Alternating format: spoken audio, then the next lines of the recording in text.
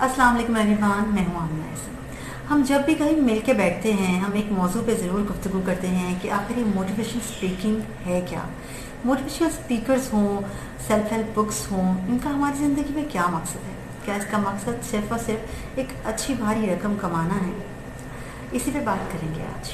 कुछ लोगों का मानना है कि मोटिवेशनल स्पीकिंग दरअसल हमारे किसी काम की नहीं है।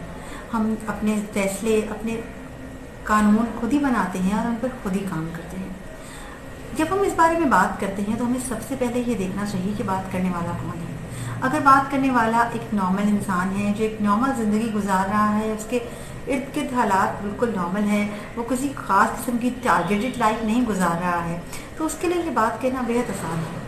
ऑन द कॉन्ट्ररी, जब हम किसी ऐसे इंसान से बात करते हैं, किसी ऐसे स्टूडेंट से, किसी ऐसे नौकरी पेशा इंसान से जिसने एक ख़ास टारगेट को टिकर करना होता है, जिसने एक ख़ास टारगेट को मुकम्मल करना होता है, तो उसकी सोच में कुछ मुख्तलिफ नज़र आती है। हमारे कॉलेजेस और यूनिवर्सिटीज़ के तालिब इल्म जिनको एक ही दिन में 6 अदद असाइनमेंट्स रात 12 बजे तक सबमिट करवानी होती हैं, जब मैंने उनसे इस बारे में बात की तो उनकी राय काफ़ी मुख्तलिफ थी। उन्हें लगा कि मोटिवेशनल स्पीकर्स हो जाएं, ट्रेनर्स हों, सेल्फ हेल्प बुक्स हों, वो उनको कहीं ना कहीं ज़रूर मदद करती हैं।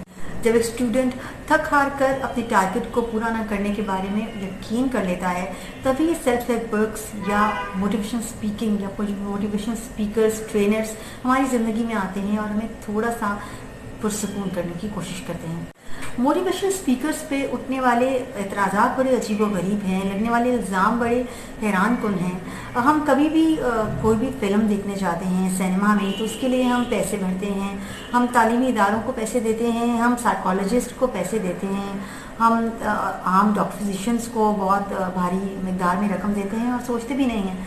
लेकिन अगर हम मोटिवेशनल स्पीकर्स के कोई भी सेशन अटेंड करते हैं या सेल्फ हेल्प बुक लेते हैं तो हम फ़ौरन सोचते हैं कि ये पैसे कमाने का ज़रिया है। अब ये हम क्यों सोचते हैं और क्या वाकई में ही मोटिवेशनल स्पीकर्स या उनकी लिखी सेल्फ हेल्प बुक्स हमारी बिल्कुल मदद नहीं करती हैं? ये सोचने लायक बात है। अच्छा, ये इतराज़ भी किया जाता है कि मैं अगर टाइम मैनेजमेंट की कोई वर्कशॉप अटेंड करूं तो उसका मुझे क्या फ़ायदा होगा। बहुत सारी वर्कशॉप्स हम अटेंड करते हैं, बहुत सारी बातें सुनते हैं, बड़े बड़े अजीम लोगों के किस्से सुनते हैं, लेकिन उन पर असर कुछ नहीं होता, बल्कि हम एक और गहरी खाई में चले जाते हैं। तो उसकी क्या वजह है?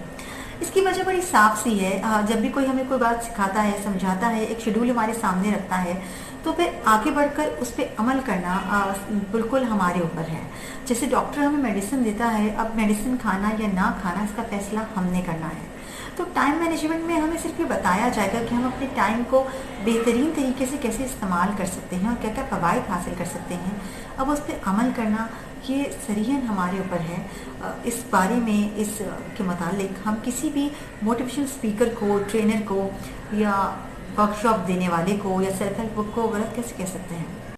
आजकल जब हर तरफ शिद्दत पसंदी फैली है, अफरा तफरी का दौर है, तब हमें इन मोटिवेशनल स्पीकर्स की, ट्रेनर्स की, सेल्फ हेल्प बुक्स की सबसे ज़्यादा ज़रूरत है। आज हमारे बच्चे बड़ी तादाद में ख़ुदकुशी करने पे मजबूर हो जाते हैं क्योंकि उनके मसाइल सुनने वाला, उनके मसाइल पे बात करने वाला कोई नहीं होता। अगर हम सेल्फ हेल्प बुक्स बर्दाश्त नहीं कर सकते, अगर हम मोटिवेशनल स्पीकर्स को पैसे देकर हायर नहीं कर सकते, तो हमें चाहिए कि हम अपने बच्चों के लिए, अपने जानने वालों के लिए, अपने दोस्तों के लिए खुद एक मोटिवेशनल स्पीकर बन सकें, उनकी बात सुन सकें और उन्हें मसाइल से निकलने के लिए रहनुमाई दें।